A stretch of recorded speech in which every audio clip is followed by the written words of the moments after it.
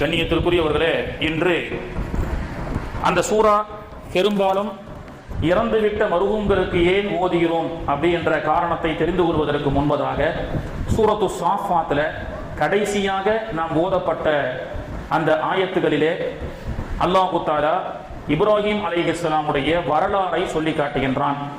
சுமார் 90 வயதையும் தாண்டிய இப்ராஹிம் நபி அவர்கள் குழந்தை இல்லாமல் அல்லாஹ்விடத்திலே குழந்தைக்காக துஆ செய்கிறார்கள். எப்படி துஆ செய்தார்கள்? ரப்பி ஹபுலி மினஸ் சாலிஹீன், இறைவா எனக்கு சாலிஹான குழந்தையை தருவாயாக. அவர் அப்படி துஆ செஞ்சார்னு அல்லாஹ் சொல்றான். ரப்பி ஹபுலி மினஸ் சாலிஹீன். இப்ராஹிம் நபி தள்ளாத வயது அடைந்ததற்கு பிறகு ரப்பி ஹபுலி மினஸ் சாலிஹீன் அப்படின்னு ஓதிக்கிட்டே இருந்தாரு. ஃபபஷர்னாஹு பிகுலாமின் ஹலீம். 90 வயசுக்கு பிறகு அவருக்கு ஒரு குலாமை நாம் கொடுத்தோம்.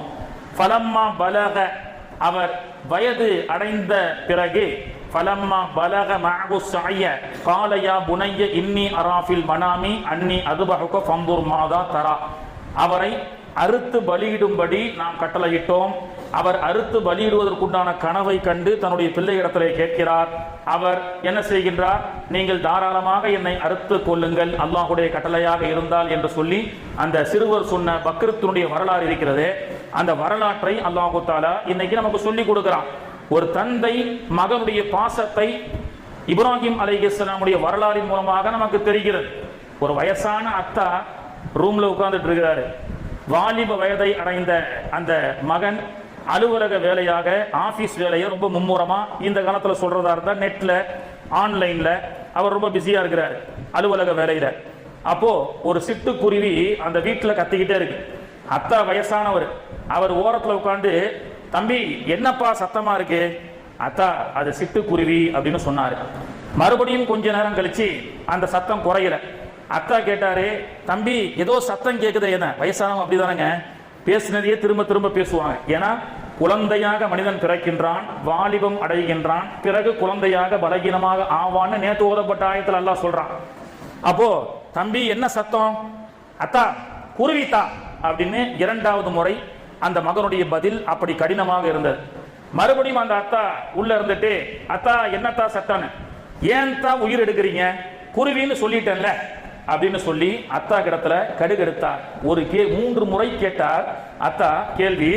ஆனால் முதல் முறையினுடைய பதில் வித்தியாசம், இரண்டாவது முறை உள்ள வித்தியாசம், மூன்றாவது இன்னும் வித்தியாசமாக இன்றைய காலத்தில் பிள்ளைகள் இருக்கிறார்கள். இந்த பிள்ளைகள் அப்படி கிடையாது, எல்லாம் தங்கமான பிள்ளைங்க. சரியா? ரொம்ப தங்கமான பிள்ளைங்க, அப்படிலாம் பேச மாட்டீங்க.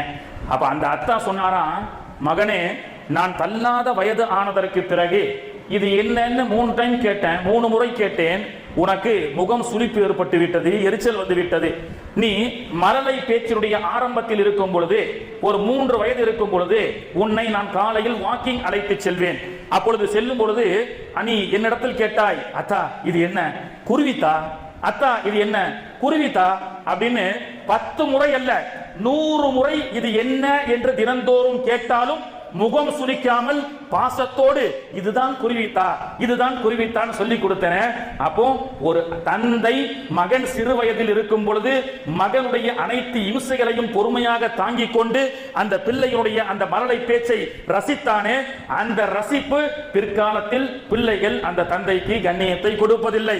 ஆனால் இப்ராஹிம் அலைஹிஸ்ஸலாம் அவர்கள், மகனே உன்னை அறுப்பதாக அல்லாஹ்விடத்திலே கனவு கண்டேன். இப்ராஹிம் நபியினுடைய வரலாறுல சொல்லப்படுகிறது, இறைவா எனக்கு குழந்தையை கொடு, நான் உனக்காக எல்லாமே செய்றேன்.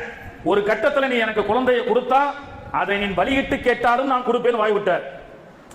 துவா செய்யும் போது நீ எனக்கு என்ன கொடுத்தாலும் உனக்காக தரேன் இல்லை யா அல்லாஹ் அப்படின்னு இப்ராஹிம் நபி கேட்டுட்டு ஒரு உணர்ச்சி பூர்வத்துல, இறைவா நீ எனக்கு ஒரு கால் குழந்தையை கொடுத்து அதை உன் வழியில பலியிடணும்னு சொன்னாலும் நான் கொடுக்க தயாருன்னு சொல்லிட்டார். அல்லாஹ் தஆலா 90 வயசுல குழந்தையை கொடுத்து 7-8 வயதுல அந்த குழந்தையை அறுத்து பலியிடும்படி சொல்கின்றான். இப்ப அந்த மாதிரி இப்ப உள்ள அத்தா ஒரு பையனை கூப்பிட்டு, 8 வயசு பையனை கூப்பிட்டு, ஏன்பா அல்லாஹ் உனக்காக அல்லாஹ்வுக்காக உன்னை அறுத்து பலியிட சொன்னான், அப்படி நான் கனவு கண்டேன் 3 நாட்களாக. நீ என்ன சொல்ற? அத்தா நான் சொல்ல மறந்துட்டேனே, 3 நாளைக்கு முன்னாடி போன வாரத்திலேயே ஒன்ன படுக்க வச்சு அறுக்கிற மாதிரி அல்லாஹ் எனக்கு கனவுகளை கொடுத்துட்டான். எனவே நீ படு, நான் அறுக்கிறேன்னு சொல்லுவாங்க. இன்னைக்கு இருக்கக்கூடிய பசங்க, நான் பக்கத்துல கூட இது விஷயத்த சொல்லுவேன், தலையை வெட்டுறது இல்லைங்க, முடிய வெட்டுறதே அத்தா அம்மா பேச்சு கேட்கறது இல்லை. முள்ள மன்றி மாதிரி வச்சிருக்கிறான், பின்னாடி பள்ளி வால் மாதிரி வச்சிருக்கிறான். கேட்டா இவங்க எல்லாம் ஹஜ்ரத் பிள்ளைகள் கிடையாது, புள்ளிங்கோ அப்படின்றான். இந்த மாதிரி ஷைத்தானுடைய சேஷ்டைகள் ரசூல் ஸல்லல்லாஹு அலைஹி வஸல்லம் அவர்கள் வன்மையா கண்டிச்சாங்க. ஒரு வாலிபர் பரட்டை தலையாக வரும் பொழுது, தம்பி முடியை அழகாக வைத்து அல்லாஹு ஜமீலுன் யுஹிப்புல் ஜமால, அல்லாஹ் அழகா இருப்பான்பா. ரசூலுல்லாஹ் பார்த்தாங்க அல்லாஹ், அல்லாஹ் அழகானவன், யுஹிப்புல் ஜமால, அழகா இரு, நீட்னஸா இரு, முடி வெட்டிட்டு அழகான Dress போட்டு இரு அப்படின்னு சொல்லி ஸல்லல்லாஹு அலைஹி வஸல்லம் அவர்கள் சொன்னார்கள். இந்த சைடு ஃபுல்லா மொட்டை அடிச்சிட்டு நடுவுல மட்டும் முள்ள மன்றி மாதிரி வைக்கிறது ஹராம். முடி அப்படி வெட்டக்கூடாது. பார்பர் ஷாப்புல போய் உட்கார்ந்தாலும் அங்கே நம்முடைய அந்த ஸ்டைல், என்னுடைய நபி அவர்கள் எப்படி கற்றுக் கொடுத்தார்களோ அந்த ஸ்டைல் பிரகாரம் தான் நாம் இருக்க வேண்டும். இப்போ ஹஜ்ஜிக்கு நம்ம போறோங்க, மினால தங்குறோமா? ஹாஜிகள் நிறைய இருக்கீங்க. 8 அன்னைக்கு ஹாஜியார் மினாவுல தங்குறோம், 9 அன்னைக்கு அரஃபாவுக்கு போறோம், 10 அன்னைக்கு முஸ்தலிஃபாவுக்கு போறோம். மினா டென்ட்ல போய் ஏன் தங்குறோம்? எல்லாரும் மையத்து Dress போட்டுட்டு ஏஆர் ரஹ்மானாக இருந்தாலும் சரி, அல்லது அமெரிக்காவுடைய ஜனாதிபதியாக இருந்தாலும் சரி, இஸ்லாமியராக இருந்தால் மௌத்துடைய Dress போட சொல்றான்ல. மௌத்துக்கு முன்னாடி மௌத்து கபுல அன் தமூத், மௌத்துக்கு முன்னாடி மௌத்தாகக்கூடிய ஒரு அமல் எது என்று சொன்னால் 2. ஒன்னு ஹஜ்ஜிக்காக செல்வது, இன்னொன்னு ஏத்திகாஃப். உண்டா இல்லையா? பாயிண்ட்க்கு வரணுமா? 20க்கு மேல வந்துருச்சு. ஒன்னு ஏத்திகாஃப், நம்மள மௌத்தாயி கஃனிட்டு பள்ளிவாசலுக்கு எப்படியும் கொண்டு வந்து அடக்குறாங்க. அதுக்கு முன்னாடி பள்ளிவாசல் ஒரு ரிஹர்சல் பாத்துறோம். வந்து எப்படி நம்ம அங்கதான் போக போறோம், யாரும் 1000 வருஷம் இருக்க போறது இல்லையே, ஒரு ரிஹர்சல். மூத்து கபுல அன் தமூத். அப்போ மினால ஏன் தங்குறோம்? அந்த மையத்து Dress போட்டுட்டு.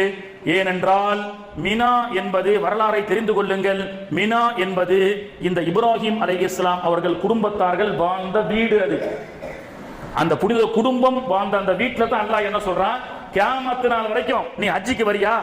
அந்த வீட்டுல கனவு கண்டாங்கல்ல, 8 அன்னைக்கு கனவு கண்டிருக்கிறாங்க, 8 அன்னைக்கு கனவு கண்டிருக்கிறாங்க. எனவே அது வனாந்தர காடு. ஆனால் 5000 வருஷத்துக்கு பிறகு அல்லாஹ் என்ன சொல்றான், நீ மையத்து Dress போட்டு வந்து இந்த மினாவுல தங்குன்றான். ஏன்னா என்னுடைய ஹபீப் இங்கே அவருடைய குடும்பத்தை எனக்காக தியாகம் செய்ய முற்பட்டார் அல்லவா, ஐ லைக், அந்த எனக்கு அது பிடிச்சிருச்சு. எனவே எல்லோரும் வந்து மையத்தாடையில என் இப்ராஹிம் நபியினுடைய வீட்டினுடைய அந்த புனித இடத்திற்கு வந்து தங்கு அப்படின்றான். 2வது அரஃபாவுக்கு போறோம், அது ஆதிபிதா ஆதம் அலைஹிஸ்ஸலாம் சந்தித்த இடம்னு நமக்கு சொல்லி இருக்கிறோம். முஸ்தலிஃபா என்பது இப்ராஹிம் அலைஹிஸ்ஸலாம் அந்த மகனை கூப்பிட்டுட்டு முஸ்தலிஃபா என்ற இடத்துல தான் தன்னுடைய மகன் இஸ்மாயில் அலைஹிஸ்ஸலாமை அழைத்து கொண்டு வந்து இந்த கனவை பற்றி சொல்கிறார்கள். இந்த கனவை பற்றி ஃபலம்மா பலக மஅ அதாவது ஃபலம்மா பலக மஅு ஸஅய قال يا بني إني أرى في المنام أني أذبحك فانظر ماذا ترى قال يا أبت افعل ما تؤمر ستجدني إن شاء الله من الصابرين. இந்த மகனும் தந்தையும் உரையாடிய அந்த உரையாடலை தான் நாம வந்து 19வது ரக்காயத்து நினைக்கிறேன் நாம ஓதுனோம். அந்த உரையாடல் நடந்த இடம், அந்த இடம் தான் முஸ்தலிஃபா, ஸ்பிரிங் எர்த். முஸ்தலிஃபாவுக்கும் தனி சிறப்பு இருக்கு, அதை நம்ம பிறகு பேசுவோம். முஸ்தலிஃபா என்பது அல்லாஹ் பரக்கத், விசாலமான எண்ணம் உடையத. அந்த பரக்கத்தை கொண்டு உலகத்தில் இருக்கக்கூடிய எல்லாரும் போனாலும் முஸ்தலிஃபால போய் நிக்கலாம். அல்லாஹ் வந்து ஸ்பிரிங் எர்த்தா மாத்தி வச்சிருக்கிறான், அது ஒரு பரக்கத்துடைய இடம். அப்புறம் அல்லாஹ் தஆலா என்ன செஞ்சான், நரபலியை ஃபலம்மா அஸ்லமா வதல்லஹு லில் ஜபீன், கழுத்தில் அவர் கத்தியை வைத்தார். உடனே அவருக்கு நாம் சொன்னோம், வநாதைனாஹு ஐயா இப்ராஹிம், ஓ இப்ராஹிமே கது சத்தக்த ருயா, நீங்க பாஸ் ஆயிட்டீங்க என்னுடைய டெஸ்ட்ல, உங்களுடைய மகனை அறுக்க வேண்டாம், கத்தியை வச்சு நரபலி. அதுவரை நரபலி என்பது 5000 வருஷத்துக்கு முன்னாடி மனிதனை கொலை செய்து கொண்டிருந்தான். கொலை செய்த அந்த மனிதனுடைய கத்தியை அல்லாஹ் தஆலா என்ன செஞ்சான், கருணையுடைய தர்மத்திற்காக அல்லாஹ் பயன்படுத்தினான். அன்னைக்கு கூட Facebook வாட்ஸ்அப்ல ஒரு தம்பி அழகா எழுதியிருந்தாரு, இஃப்தார் நிகழ்ச்சிக்கு நோன்பு திறக்கிறதுக்கு நடிகர்கள் வராங்க, அரசியல்வாதிகள் வராங்க. அவர்களை பார்த்து அந்த பையன் சொல்றான், ஐயா எங்களுடைய நோன்பு திறப்பு விழால இஃப்தார்ல நடிகர்கள் வரீங்க, அரசியல்வாதிங்க வரீங்க, எல்லாரும் கலந்துக்கிறீங்க. எங்களுக்கு ரம்ஜான் மட்டும் பெருநாள் இல்லத்தா, பக்ரீத்தும் பெருநாள் ஒன்று இருக்கா இல்லையா? நாங்க குர்பானி கொடுக்கக்கூடிய நேரத்தில் கத்தியை கொண்டு வந்து ஒரு நடிகர் இந்தாப்பா பிஸ்மில்லாஹி அல்லாஹு அக்பர் அருன்னு சொல்லுங்களேன், ஒரு எம்எல்ஏ சிஎம் பிஎம் வந்து வருங்களேன். ஏன் பக்ரீத்துக்கு மட்டும் வரதில்லை யாரும், ஆனா இஃப்தாருக்கு மட்டும் வரிஞ்சு கட்டிட்டு வராங்க. இல்ல இஃப்தாருக்கு வந்தா கஞ்சி விட கிடைக்கும், பக்ரீத்துக்கு வந்தா கத்தியோட தான் இருப்பனி அப்படின்றமா இல்லையா? அப்ப அந்த கத்தி வந்து நம்ம தீவிரவாதத்துக்காக பயன்படுத்துறோம்.